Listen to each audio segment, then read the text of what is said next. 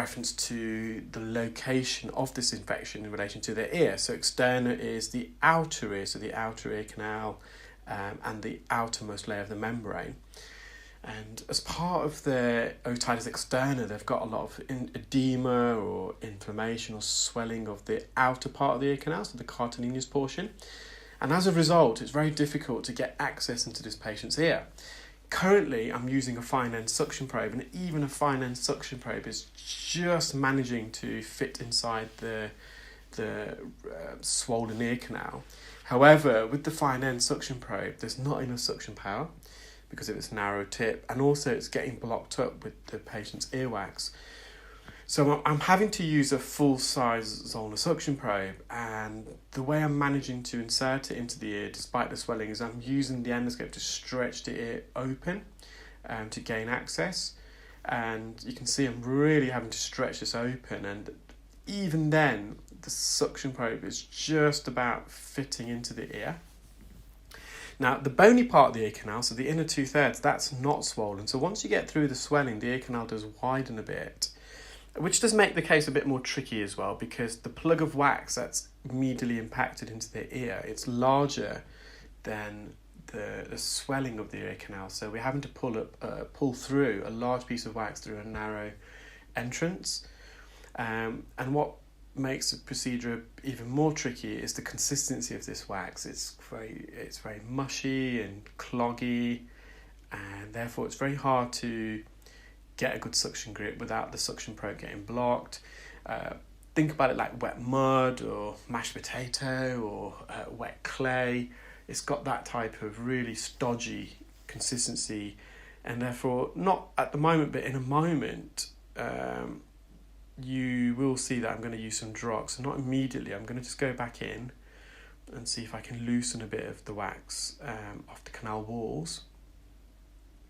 Now, you may have noticed then initially when I inserted the endoscope into the ear that there was a bit of fogging, a bit of misting, and that's another sign, another hallmark that the patient's got a bit of an ear infection. So whenever someone's got an ear infection, they've got a raised temperature in the ear, so the ear temperature is a bit higher than it should be, so above 36.9 degrees centigrade, which then causes the hot air in the ear to condense on the colder lens of the endoscope, and that's where we get a misting, a bit of fogging, a bit of condensation.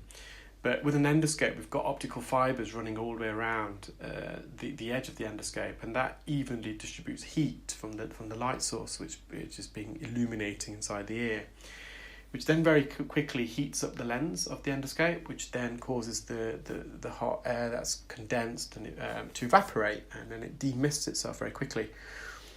So you can see this wax, it's very immediately impacted. There's no way this is going to come out naturally, especially because of the patient's otitis externa. So I've just put some drops in. You can just see how narrow that patient's ear is. It's virtually shut. Without me stretching the ear open, the ear canal is absolutely concealed. It's completely closed and swollen. So I'm just mopping up some of the excess oil, and then I'm going to go back in a moment, and I'm going to stretch the ear open. And then I'm just going to slowly insert the suction probe into the wax. And I'm trying to go for the core of the wax. And the reason for that is at this stage, I was not too sure whether I'll be able to remove this because of the patient's swelling. And what I wanted to do, if possible, is just to get through the core of the wax in the middle and create a little a hole in the wax so sound can get through. So if nothing else, the patient hopefully will be able to leave the clinic today just being able to hear a bit better. At one stage I was thinking that I would need to get the patient to visit their GP after we refer them to get this swelling down, and once the swelling's down I'll be able to go in and get the wax out. And sometimes, so our main objective as a clinical ear care specialist is to alleviate the patient of their symptoms, and for this patient they had oral fullness, of pressure in the ear, a bit of earache, and also of course reduced hearing. In fact, they couldn't hear the suction machine, which is right behind them upon attending today. So sometimes just trying to create a little hole in the middle of the wax is actually good enough in the short term until the patient can get their ear treated, and we can then get them back in and successfully treat their ear. Now, I must admit, it's very seldom that nowadays I need to get people back.